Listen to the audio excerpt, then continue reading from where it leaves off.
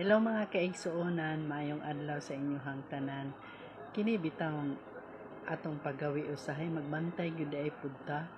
Kay ngano naa pud ay tay usahay batasan nga dili pud ay gusto ang Ginoo sa atoa.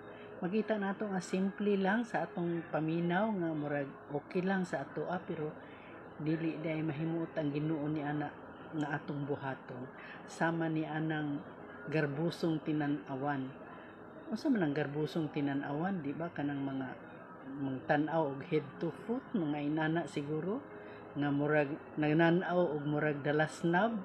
So dili day pud musugot ang Ginoo ni ana, dili niya itugot nga buhaton na nato kay dili siya malipay. So apil di na siya. So kinahanglan magbantay pud ita sa atong kaugalingon kay usahay makabuhat nga dili maayo di ay pud. So maura to ako i-share sa inyo ha. Salamat kayo sa inyong pagpaminaw. God bless.